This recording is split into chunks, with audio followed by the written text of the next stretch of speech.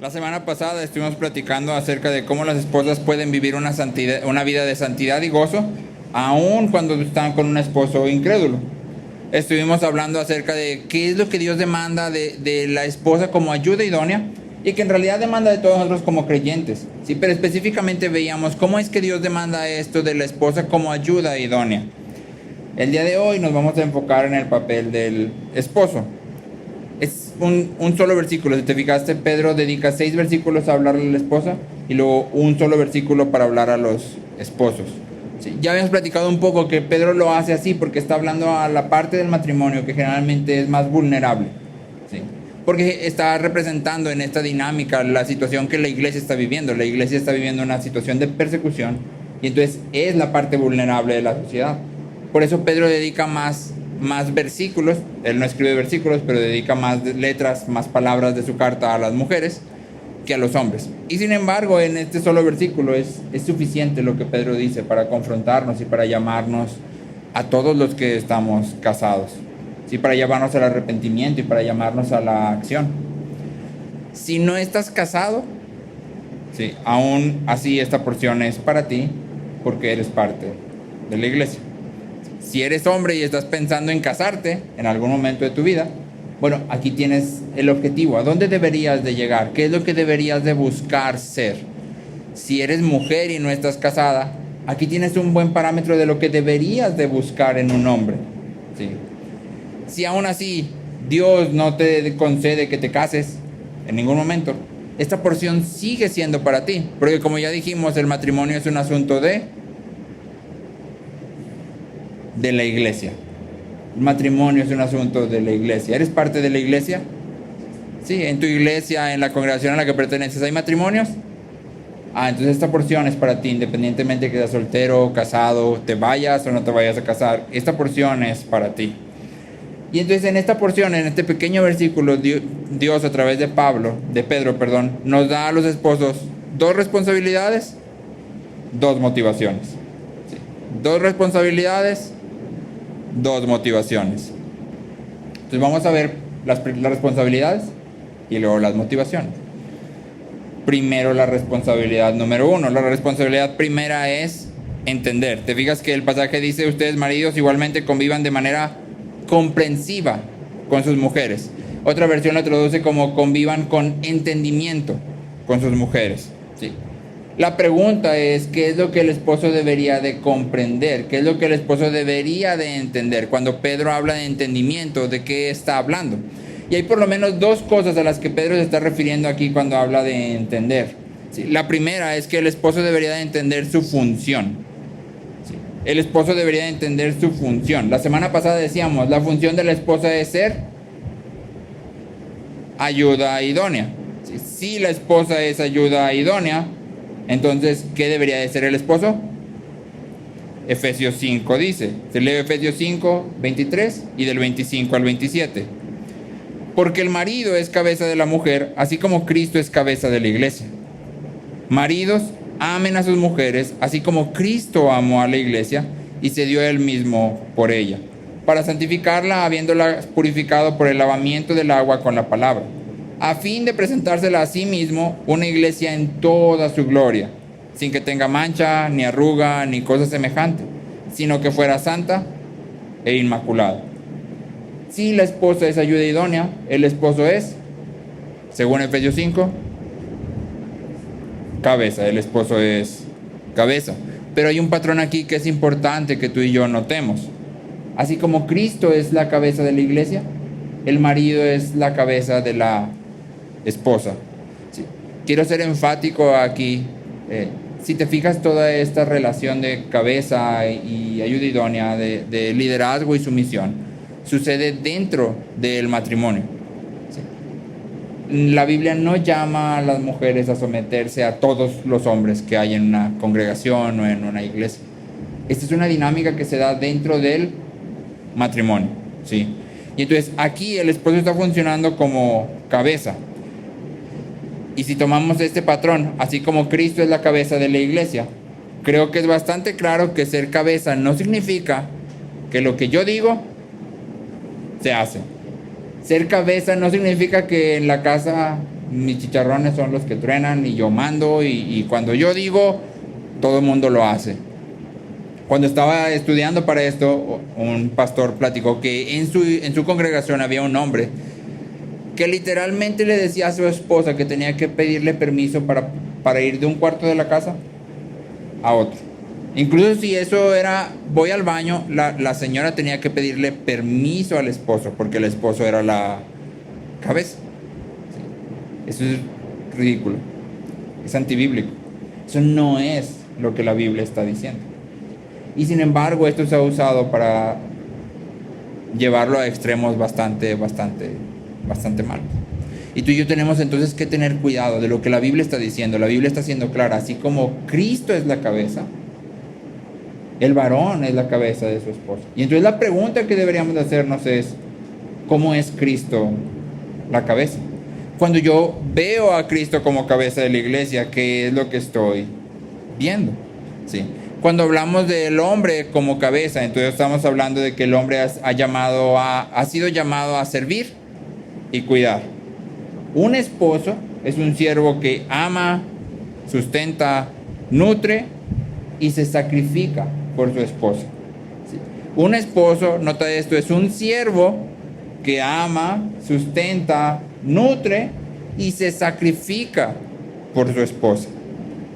Para los que ya están casados, aquí ya hay algo que puedes evaluar de ti mismo. ¿Sí? ¿Estás siendo un siervo que ama, sustenta, nutre y se sacrifica por su esposa? Para los que no están casados, esto es a lo que vas a llegar. ¿Te acuerdas que decíamos hace 2 o 3 semanas que podríamos decir, digo, no te recomiendo que lo digas así, pero podríamos tal vez decir que el matrimonio es un pacto de muerte? ¿Por qué? Porque cuando te casas, estás siendo llamado efectivamente a morir todos los días. Cuando tú te casas, estás siendo llamado a morir, hombre y mujer, por igual. Entonces, nota las ideas centrales, ¿sí? El esposo es llamado a amar, y esto es bastante importante, no sé si lo has notado, que en todas las ocasiones en que se habla de la dinámica de esposo y esposa, a la esposa nunca se le llama a amar a su esposo. ¿Has notado eso? A la esposa nunca se le dice ama a tu esposo, y sin embargo al hombre siempre se le dice amen a sus mujeres. Y esto entonces está indicando algo para ti, para mí, hombre casado.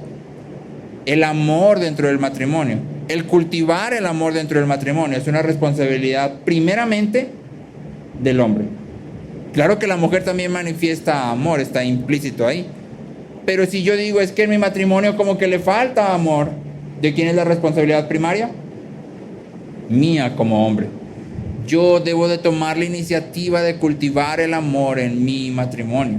Yo tengo que ser proactivo en eso. Yo tengo que asegurarme que mi esposa se sienta amada por mí, ¿sí? Bien amada. Y debo de asegurarme, y debo de ser intencional y proactivo en buscar espacios para poder cultivar la relación que el amor necesita. ¿Sí? Debo de buscar espacios en que podamos platicar solos, debo de buscar espacios en que podamos estar en una comunión sin distracciones, sin nada más.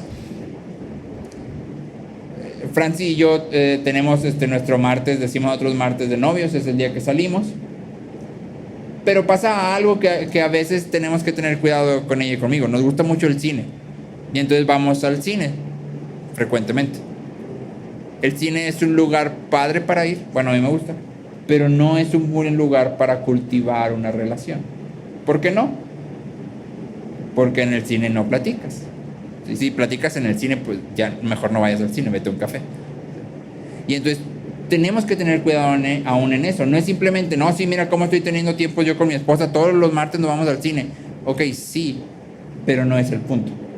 Tiene que ser intencional. Yo tengo que buscar y proveer espacios en los que ella y yo podemos platicar. ¿Sí? También aquí hay otra cuestión. Si te fijaste, dijimos que el esposo es un siervo que ama y nutre. ¿Has escuchado esta idea de que las mujeres son más espirituales que los hombres? No, es que las mujeres siempre son más espirituales que los hombres. No, es que las mujeres siempre leen más la Biblia que los hombres. No, es que las mujeres siempre están así como que más sensibles a las cosas. Bueno, esa es una idea falsa. Sí, es una idea errónea. Porque el varón debería de ser una fuente en donde la esposa pudiera venir y encontrar consuelo y encontrar consejo. Si tú te evalúas a ti mismo y dices, no, es que en realidad en nuestra relación la más espiritual es ella, entonces ya estás encontrando un problema. ¿Sí? Y por más espiritual no me estoy refiriendo a, es que ella ora 2 horas y yo nada más aguanto 3 minutos. ¿Sí? Estoy hablando de cuánto tiempo pasas en la palabra, de cuánto tiempo pasas en oración, de si tu esposa puede venir a pedirte un consuelo y consejo y tú puedes ofrecer un consuelo y un consejo bíblico. Porque ese es nuestro llamado. Ciertamente ella tiene una relación con Dios propia, pero yo no puedo caer en el error de decir, no, pues es que ella, de los dos, ella es la espiritual. Sí, necesitamos un consejo bíblico. Déjale hablar a mi esposa. Déjale pregunto a ella. Eso sería un error de mi parte. Soy llamado a nutrir a mi esposa. Si te fijaste que en Efesios dice que Cristo limpia a la iglesia a través de la palabra. Eso también es parte de lo que tú y yo como esposos somos llamados a hacer. Nuestras palabras siempre deberían de impartir gracia a nuestra esposa, de manera que ella siempre sea edificada por lo que decimos y por cómo lo decimos. La esencia de ser cabeza es ser un siervo que hace sacrificios por el bien de otros.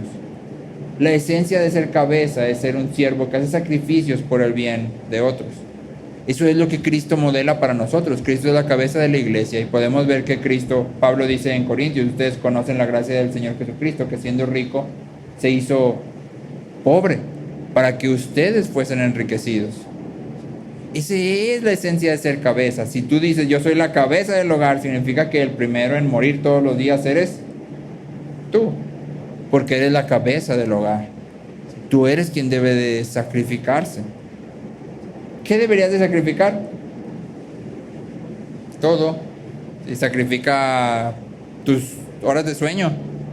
Si llegas a las 11 de la noche y tu esposa quiere platicar a las 11 de la noche, lo correcto es que ¿qué? Que le prestes atención a las 11 de la noche hasta que ella termine de platicar lo que sea que va a platicar. ¿Sí? Si tienes muchas cosas que hacer, pero algo le pasó a tu esposa y te quiere contar ya en ese mismo momento, lo correcto sería que sin voltear tus prioridades, hagas espacio, ¿sí? Para que puedas escuchar.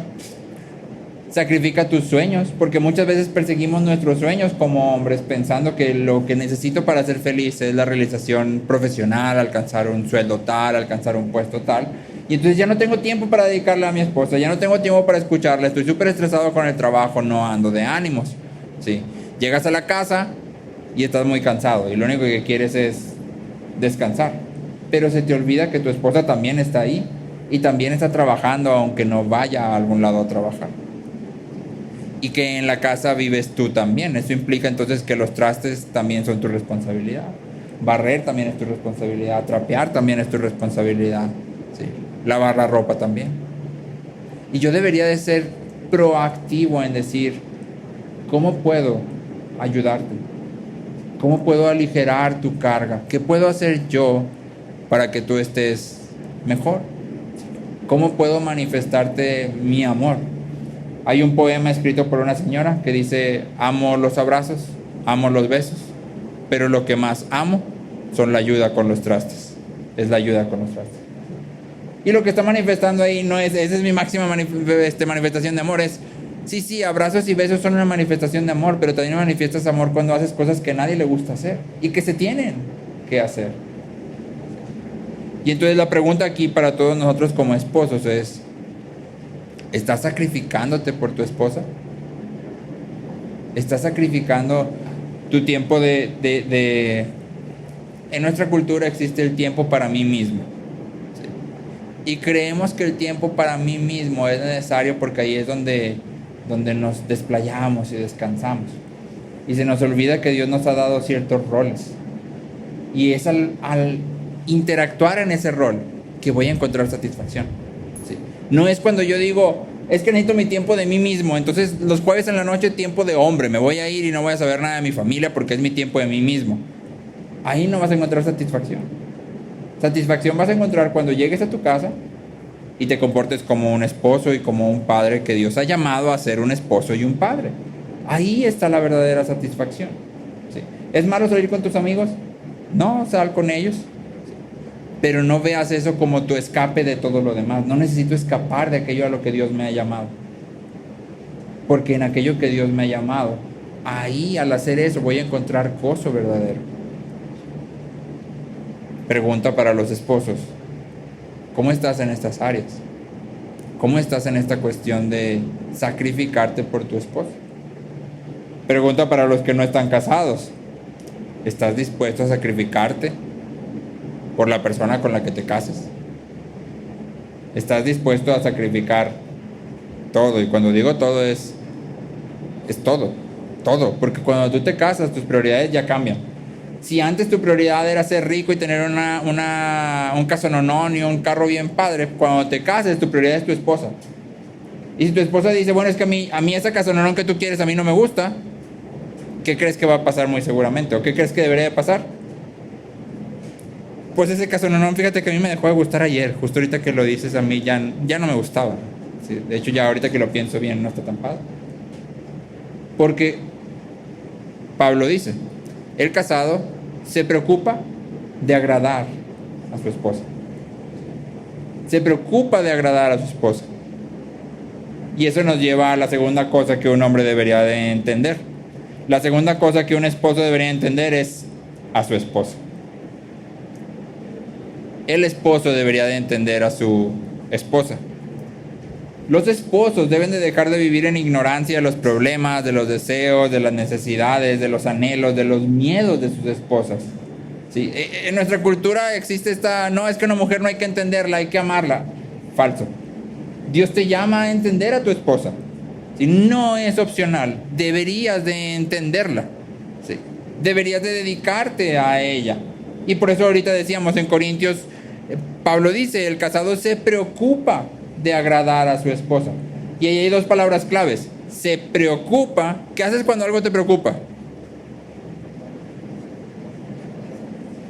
Estás pensando y prestas atención y cómo le voy a hacer y empiezas a ver todas las opciones y empiezas a ver esto, aquello, ¿sí? Incluso cuando tú dices, no, es que tengo que respirar un poquito para poder así como que desconectarme y encontrar una solución, vas y prendes la tele, pero en realidad sigue la idea aquí y estás viendo la tele y sabes que tienes que regresar a pensar en eso porque lo tienes que resolver.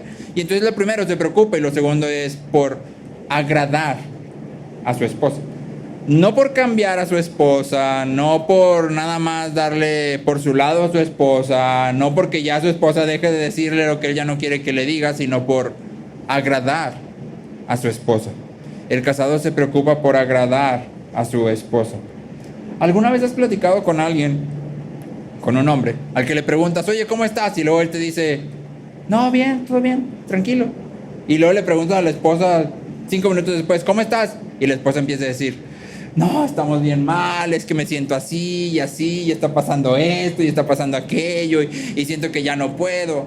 Bueno, si te ha pasado eso, a mí tristemente se me ha pasado. Eso está hablando mal del esposo. Eso está manifestando que el esposo no está respondiendo al llamado que Dios le ha dado. Si tú estás casado, tú no puedes estar bien cuando tu esposa está todo mal. Si tu esposa está cargando una carga pesada sobre sus hombros, tú deberías estarla cargando también. No significa que si ella está llorando y devastada, tú también vas a tener que estar llorando y devastado. Pero cuando vengan y te preguntan, oye, ¿cómo estás? Tu respuesta debería ser, pues fíjate que esta semana hemos tenido algunas situaciones complicadas, aunque no sean específicamente en tu criterio, tuyas. Porque en realidad todo lo que tu esposa viva en cierta forma es tuyo también. Sí, la Biblia es clara. Dejará el hombre a su padre y a su madre y se unirá a su mujer y serán uno. Serán una sola carne. Sí, no nada más en lo padre y en lo que conviene, y también en lo malo. Y entonces si mi esposa está pasando por una situación difícil, esa situación difícil también es mi situación difícil. Si tu esposa está en dolor, está sufriendo, está pasando por un mal momento, tú deberías de estar pasando por una situación difícil también. El lenguaje del matrimonio siempre es nosotros juntos. Los esposos deben de hacer un esfuerzo deliberado y consciente. Entender no pasa al azar. No te vas a levantar un día y vas a decir, ya entendí a mi esposa, por fin. Eso no pasa. Requiere esfuerzo, razonamiento y acción. Si vamos a responder a este llamado de Dios, tú y yo tenemos que hacer preguntas. Tenemos que escuchar con atención. Tenemos que tener citas con nuestras esposas. Tenemos que ver, observar, prestar atención a lo que está pasando, a cómo responde a ciertas situaciones. Si tu esposa suele enojarse frecuentemente por alguna razón, tú deberías de prestar atención. ¿Cuándo es que se enoja? ¿Y por qué se enoja? A fin de que puedas ayudarle. Un pastor dice que él tiene un sistema de 3 pasos para entender a su esposa precisamente en esto. Son: detente, escribe, haz. Detente, escribe, haz. Y él dice, lo primero que yo hago es que me detengo a observar a mi esposa, a escucharla cuando interactúa con otros, a ver cómo se comporta, a ver qué la pone nerviosa, a ver qué la pone ansiosa, a ver qué le da miedo. Y luego escribo. Tengo conmigo siempre una libreta en donde escribo las cosas que me parecen importantes de lo que estoy viendo. Y después me doy tiempo para revisar lo que he estado anotando y actuar en base a aquello que estoy viendo. Este pastor está efectivamente estudiando a su esposa, ¿sí? Y eso es lo que la Biblia nos llama a hacer. En amor, tú y yo deberíamos dedicarnos a observar y cuidar a nuestra esposa, a fin de poder servirle mejor. Pregunta para ti: ¿cuántas veces le has preguntado a tu esposa, ¿cómo puedo orar por ti hoy? ¿En qué puedo ayudarte a orar? ¿Qué te carga? ¿Qué te pone triste? ¿Qué te da miedo? ¿Cuántas veces le has preguntado cuándo se siente vulnerable? ¿Cuántas veces le has preguntado cómo se siente ella cuando tú haces tal o cual cosa? ¿Cuántas veces te has detenido a preguntar cómo estás? Real, porque preguntamos cómo estás y nuestra respuesta es bien, sí, bien, gracias a Dios. No, real, ¿cómo estás? Siéntate, vamos a platicar. Quiero saber cómo estás. Más allá de eso, ¿cuántas veces has abierto tú tu corazón a tu esposa para decirle, ayúdame a orar por esto? ¿Sabes qué? Tengo mucho miedo de esto. Me preocupa mucho esto. Me siento vulnerable, me siento chiquito, ayúdame a orar. En las decisiones que tomas día a día, ¿cuántas veces pides el consejo de tu esposa? Si queremos que nuestra esposa se abra para poder conocerla, implica que nosotros tenemos que hacer lo mismo. Deberíamos de abrirnos para que nuestra esposa pueda conocer. La idea de masculinidad de nuestra cultura es: el hombre masculino es el que es líder y muestra mínimo atisbo de emociones. Ese es un hombre masculino que dice que cómo se hacen las cosas, cuándo se hacen, y siempre está estoico. En el peor de los casos siempre está enojado. Y creemos que eso es ser masculino, pero eso no es lo que la Biblia pinta.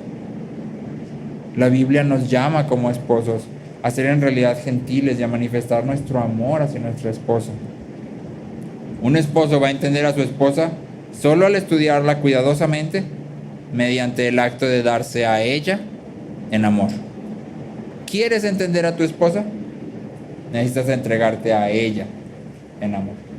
Ese es el primer paso. Necesitas entregarte a ella y prestar atención. Estudia a tu esposa. Presta atención a sus expectativas, a sus preocupaciones, a sus miedos, a sus ansiedades, a sus frustraciones. Suena raro, pero este es el llamado. Estudia a tu esposa. En amor, presta atención a tu esposa, porque eres llamado a entender a tu esposa. Primera responsabilidad del esposo: entiende tu llamado como cabeza, entiende tu función como cabeza y entiende a tu esposa.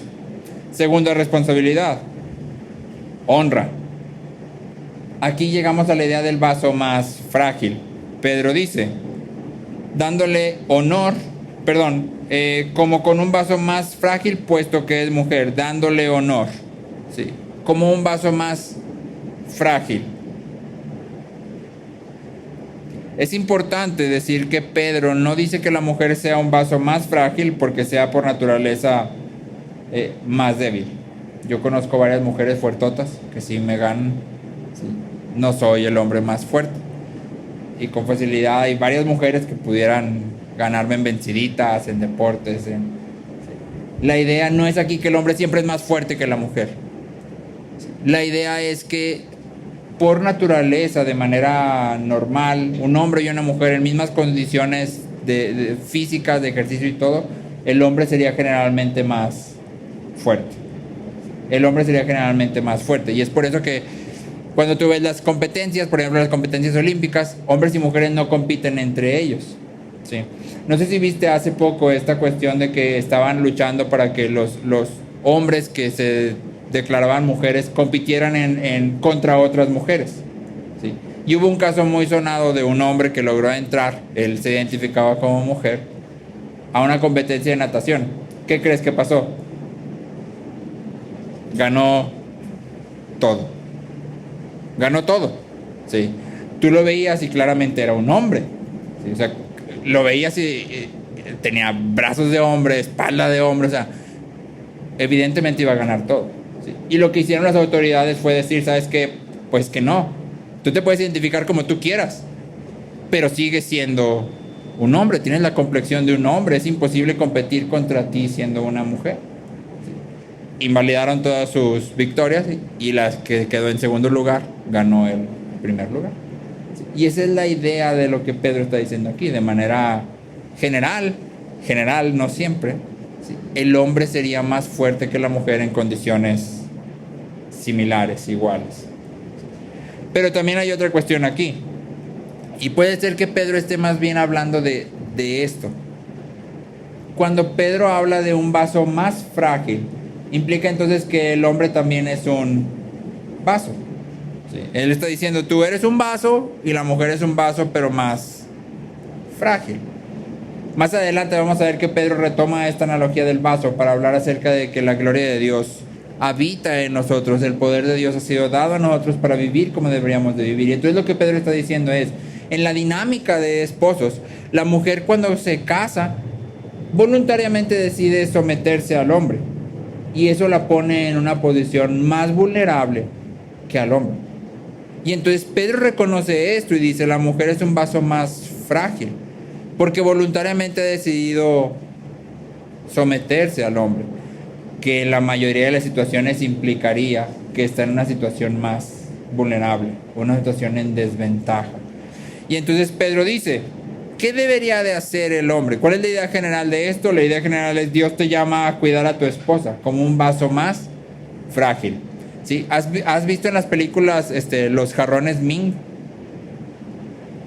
¿Sí? Esos jarrones que tienen, siempre salen en las películas de Jackie Chan, y son jarrones que son súper frágiles y que son súper carísimos. Y entonces como que nadie toque el jarrón Ming. Y cuando ves en las películas que los limpian con unos plumeros, un palo largo con unas plumas suavecitas y de lejitos, ¿no? ¿Por qué?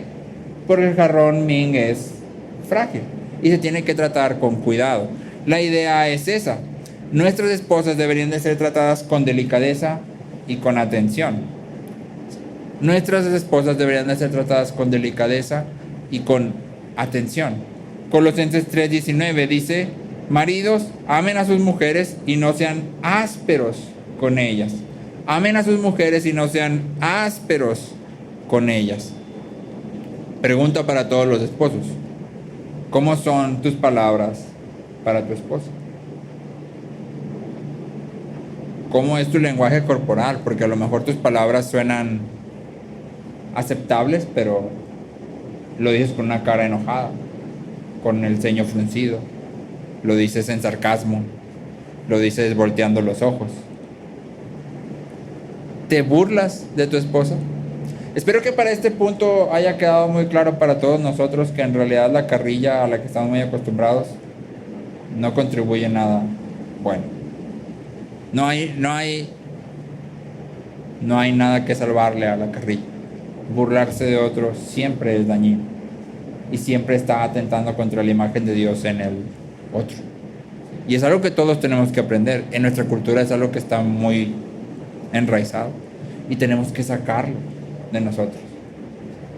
Pero aquí específicamente es todavía más grave, porque Dios está haciendo no seas áspero y burlarse de tu esposa, aunque sea en cotorreo. No, es que así nos llevamos. Es que esa no es una razón suficiente. No deberías de llevarte así con nadie, pero mucho menos con tu esposa. ¿Puede tu esposa con seguridad decir que amarla, entenderla y cuidarla es prioritario para ti? Si hiciéramos una encuesta a las esposas, ¿podría cada una de las esposas que está aquí decir, sí, yo sé que para mi esposo la prioridad es amarme, cuidarme y entenderme? ¿O qué diría tu esposa? Porque eso es a lo que Dios nos está llamando, ¿sí? También aquí quiero ser claro que la Biblia prohíbe el abuso. Si Pedro está diciendo, trátenla como vaso más frágil, el abuso queda inmediatamente prohibido, ¿sí? El abuso es un pecado y cualquier mujer que viva en una situación de abuso debería de salir de esa situación de abuso. Cualquier mujer que vive en una situación de abuso debería de denunciar el abuso. De ser posible debería de comunicarlo a la iglesia para que la iglesia pudiera intervenir. Pero el abuso está prohibido total y tajantemente. Matthew Henry dice, si el hombre es la cabeza, la mujer es la corona. Yo solía escuchar, no, si el hombre es la cabeza, la mujer es el cuello, porque le dice, no, así no funciona. Pero si el hombre es la cabeza, la mujer es la corona. La mujer es la corona, es aquello que cuando tú, acuérdate de otra vez de las películas, llegas, entras y ¿cómo sabes quién es el rey? Porque tiene una corona, es el único en realidad que tiene una corona. La corona es el símbolo de que el rey es el rey. La corona es, voy a decir, la gloria del rey. ¿Sí? Es lo que lo convierte en rey. Nuestra mujer, nuestra esposa, es nuestra gloria. ¿Sí? ¿Quieres saber cómo está la vida espiritual de un hombre? Préstale atención a su relación con su esposa. ¿Quieres saber cómo está la vida de oración de un hombre? Préstale atención a su relación con su esposa. ¿Quieres saber cómo está su lectura de la Biblia, su crecimiento en piedad y gracia? Préstale atención a su relación con su esposa. Si su relación con su esposa está descompuesta y es defectuosa, esa es una medida de su relación con Dios. Nuestra esposa es nuestro prójimo más próximo. Es aquel a quien deberíamos de amar y cuidar antes que cualquier otro. Entonces tenemos dos responsabilidades: entender y honrar. Y tenemos dos motivaciones. La primera motivación es que nuestra esposa es coheredera con nosotros. Y eso es algo que debería de asentarse en nuestros corazones. Nuestra esposa es coheredera con nosotras. Cristo ha derramado su sangre por nuestra esposa. Cristo ha amado a nuestra esposa. Nuestra esposa es preciosa y amada para Cristo. Y quisiera que dejaras que eso así como que entrara en tu corazón. ¿Sí? Que se asentara ahí profundamente. ¿Qué crees que va a pasar si tú maltratas a una persona a la que Cristo ha amado? ¿Cómo crees que va a responder Dios si tú abusas de una persona a la que Él ama y por quien Él ha muerto? ¿Qué crees que va a hacer Dios? Romanos 12:19 dice, escrito está, mía es la venganza, yo pagaré. Ninguna de nuestras acciones va a quedar como, sí, no pasa nada. Y entonces, en esta porción, es importante que tú y yo, como hombres casados, pidamos perdón si hemos fallado. En este punto es importante que tú y yo confesemos el pecado que hemos cometido, si lo hemos cometido. Que nos arrepintamos y que pidamos perdón a Dios y a nuestra esposa.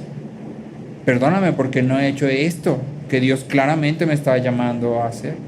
Perdóname porque no te he entendido, no me he esforzado por entenderte. Perdóname porque no te he tratado como un vaso más frágil.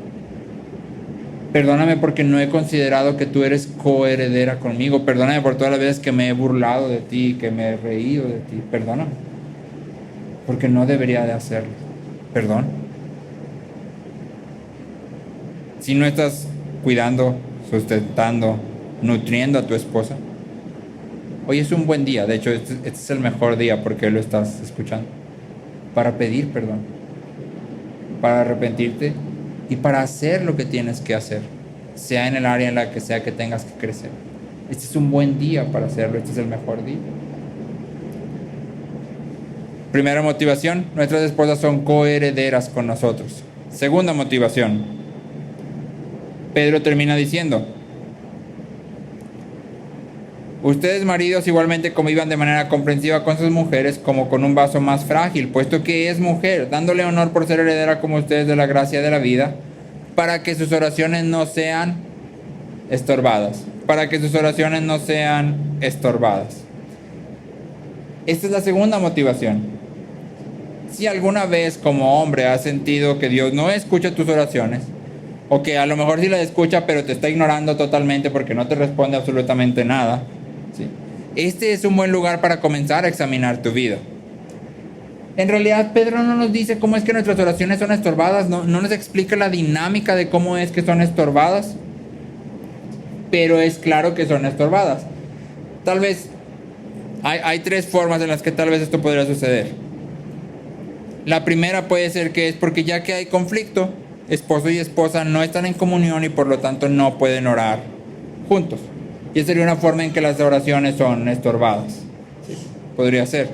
La segunda es que Pedro se refiere a cómo el pecado endurece el corazón, de manera que el esposo comienza a enfriarse y entonces ya no ora, y entonces, o cuando ora egoístamente. Y entonces podría ser que también se refiere a eso. Yo creo que se refiere más bien a esta tercera opción, y es que podría ser que Dios rehúsa responder nuestras oraciones. Dios rehúsa responder nuestras oraciones. Puede ser que esté conectado con lo segundo, pero en realidad a través de la Biblia hay un principio general. Te leo Mateo 5, 23 y 24. Mateo 5, 23 y 24 dice: por tanto, si estás presentando tu ofrenda en el altar y allí te acuerdas que tu hermano tiene algo contra ti, deja tu ofrenda allí delante del altar y ve, reconcíliate primero con tu hermano y entonces ven y presenta tu ofrenda. Y entonces te fijas que hay una idea general ahí, y es: vienes ante Dios, pero antes de presentar tu ofrenda lo que deberías hacer es reconciliarte con tu hermano. Te leo 1 Corintios 11, 29. Porque el que come y bebe sin discernir correctamente el cuerpo del Señor, come y bebe juicio para sí. Y entonces cuando aquí está hablando Pablo de discernir al cuerpo del Señor, está hablando de vivir como parte del cuerpo. Vivir como parte del cuerpo. Y entonces aquí hay un principio general. El principio general es sencillo: no puedes vivir en pecado marital constante y al mismo tiempo disfrutar de una relación vertical saludable. En realidad lo puedes extender. No puedes vivir en pecado horizontal constante, en división constante, y tener una relación vertical saludable. Si estás viviendo en una manera que no concuerda con lo que Dios te está llamando aquí, lo que deberías de hacer es arrepentirte. Reconcíliate con tu esposo. Se deriva otro principio general aquí, y es: si tu relación marital no está bien, tú no la estás cuidando, deberías de tener cuidado de participar de la cena, porque Pablo es claro: si participas de ella en esa condición, estás comiendo y bebiendo juicio. Y entonces deberíamos de tener cuidado. Nadie puede acercarse a Dios si no está unido a sus hermanos. Ningún esposo puede pretender acercarse a Dios cuando está distante de su esposa. Mi amor por Dios es manifestado en mi amor por los que me rodean. Juan presenta la pregunta: ¿cómo puedes decir que amas a Dios al que no ves, si aborreces a tu hermano que sí ves? Y aborrecer no es odiar, es simplemente amar menos de lo debido, menos de lo que deberías. Cuando Juan habla de aborrecer, está diciendo: no le manifiestas el amor debido, el amor correcto, el amor que Dios te demanda. ¿Cómo puedes decir que amas a Dios cuando con tu esposa no te estás comportando como debes de comportarte? Por esto es que este pasaje termina hablando de la oración. Nuestros matrimonios deberían de ser ventanas, ¿recuerdas? A través de los cuales otros vean el amor de Cristo manifestado a su iglesia. Como esposos, nuestras vidas deberían ser una proclamación viva de lo que significa morir cada día para edificar a otros y glorificar a Dios. Si alguien viniera aquí a la congregación y dijera, yo quiero entender a qué se refieren con eso que dicen de que deberíamos de morir todos los días, las primeras personas a las que deberíamos de poder apuntar deberían de ser los esposos. Eso de morir todos los días, júntate con fulanito, él está casado, él te va a mostrar muy bien a qué se refiere morir todos los días. Porque de hecho esa es su función. A eso se dedica él, a morirse todos los días. Te va a explicar bien, lo vas a ver en acción. Aún si tu esposa es difícil, puedes amarla, sustentarla, cuidarla y nutrirla, porque eso es lo que Cristo ha hecho contigo y conmigo. Y no sé si sabías, pero tú eres la persona más difícil de amar que existe. Yo soy la persona más difícil de amar que existe. Y Cristo me ha amado y me cuida y me nutre y me sustenta. Y eso implica que yo lo puedo hacer hacia mi esposa, aun si ella es difícil, aun si ella se opone a que yo lo haga como yo quiero hacerlo. Puedo hacerlo. ¿Cómo lo hacemos? Venimos a Cristo.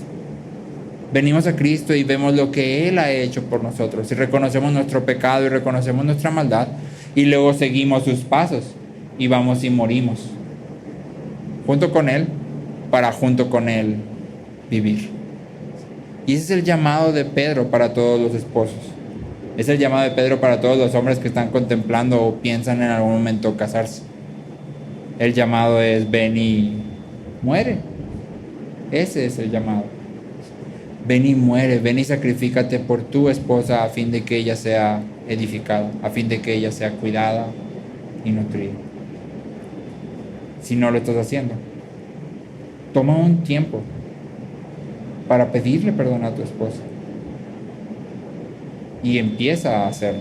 No basta nada más pedir perdón. Pide perdón y en arrepentimiento genuino comienza a hacerlo. Si tú no estás casado y no eres hombre, pero ves una dinámica de matrimonio que no refleja esto, ora por los matrimonios. Acércate con los matrimonios.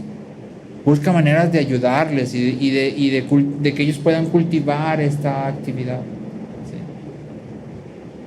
El matrimonio es una ventana, pero es una ventana que debería de ser cuidada por toda la iglesia. Respondamos al llamado de Dios.